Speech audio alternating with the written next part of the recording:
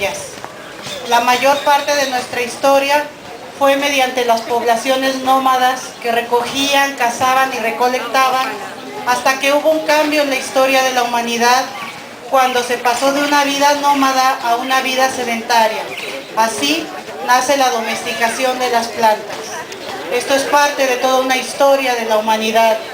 Las plantas cultivadas descienden de las plantas silvestres que fueron domesticadas hace miles de años por nuestras comunidades ancestrales. El maíz, como ustedes saben, tiene como centro de origen al sur de México.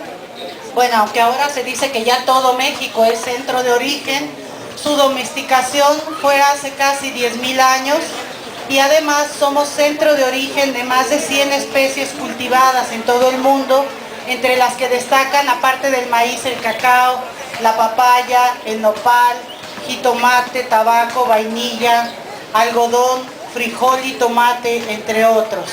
Toda esta riqueza no la valoramos muchas veces y tenemos que preservarla y conocerla también. Las comunidades indígenas y campesinas domesticaron primero las semillas y luego al seleccionarlas mejoraron año tras año de manera lenta y segura. Nuestros antepasados en todo el país fueron domesticando las semillas y consiguiendo toda una serie de variedades de maíz.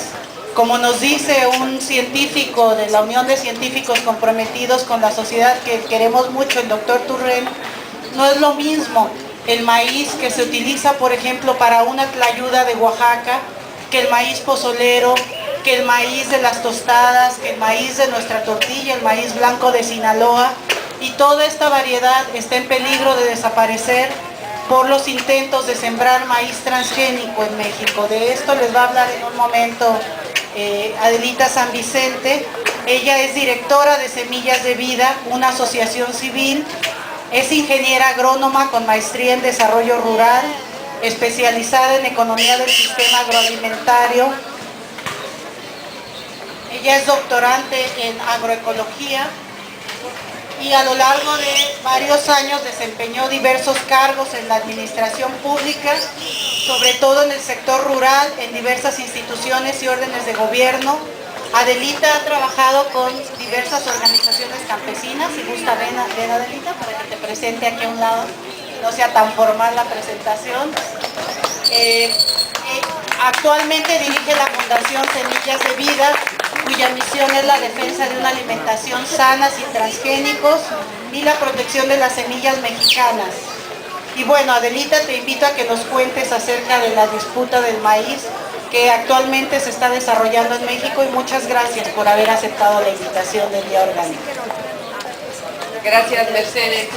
Gracias por estar aquí y muchas gracias por la invitación.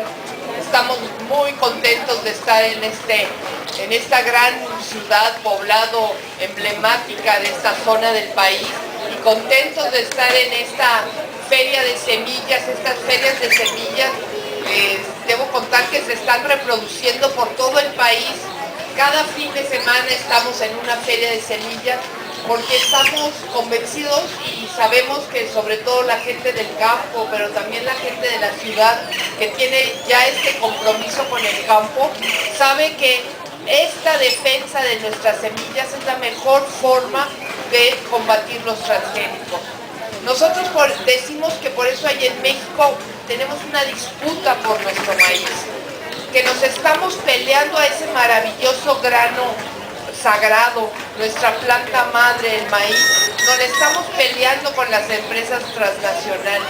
Nosotros aquí, junto con campesinos, junto con gente urbana, estamos peleando ese sentido sagrado que tiene para los mexicanos y para muchos pueblos el maíz. Y frente a ese sentido sagrado que tiene nuestra planta madre, las empresas transnacionales y el gobierno, empezando con Salinas, han querido hacer de nuestro maíz lo que le dicen un commodity o una mercancía. Y todo empezó cuando Salinas decidió firmar el Tratado de Libre Comercio.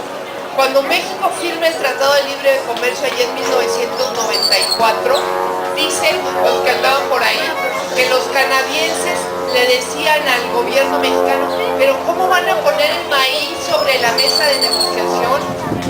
No hay ningún país que haya puesto su principal alimento en la mesa de negociación.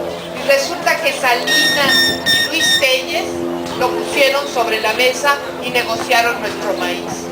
Y lo pusieron, y esa planta maravillosa, esa planta sagrada, que como dice el Popol Vuh y tantos otros mitos prehispánicos, es de lo que estamos hechos y que hizo esta cultura, la pusieron como una mercancía más y se la brindaron a las grandes empresas transnacionales. ¿Y por qué? Porque resulta que nuestro maíz es hoy el cereal que más volumen de producción tiene en el mundo. Los tres principales cereales son el trigo, el arroz y el maíz.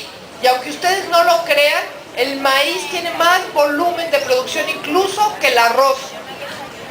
Aunque el arroz lo comen todos los chinos, ¿no? Y mucha gente dice, no, debe haber más arroz porque hay más chinos que mexicanos o que latinoamericanos. Pues resulta que hoy el maíz no solo es el alimento básico de, por supuesto, los mexicanos, de muchos pueblos latinoamericanos, también los africanos. Hay un estudio muy reciente que muestra que Malawi está comiendo tanto maíz como nosotros, o sea, los pueblos africanos. Pero además hay otra cosa con el maíz. Ustedes, después del petróleo, el maíz es el producto que más se utiliza. No solo para comer, como lo comemos aquí en estas maravillosas gorditas, tortillas, tamales y todo lo que comemos fresco en México. También lo encontramos en muchos de esos productos industrializados que hay en el supermercado, aceites, y también se usa mucho para alimentar al ganado. Pero también el maíz se utiliza para hacer papel, para hacer medicinas, se utiliza para muchísimas cosas, y lo último en lo que lo están usando es para hacer estos biocombustibles. Esta locura que es que un alimento tan importante se use para seguir moviendo coches. Y pues bueno, ya lo han dicho el propio Molina, que es nuestro premio Nobel, que en este tema ha dicho que energéticamente pues ni sirve el maíz para mover coches. Todavía la caña medio sirve, pero el maíz no. Pero por eso hoy es el maíz tan importante.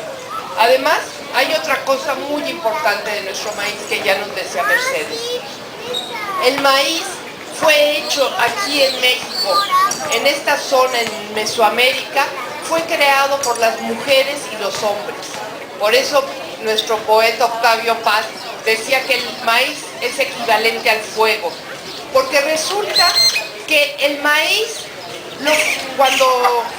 cuando se hace la agricultura en esta zona del planeta, se cree que sobre todo las mujeres encontraron lo que es el teocitle, que tal vez ustedes todavía está en el campo el teocitle, que es un pasto así alto y da unas semillitas como un dedito, muy duras.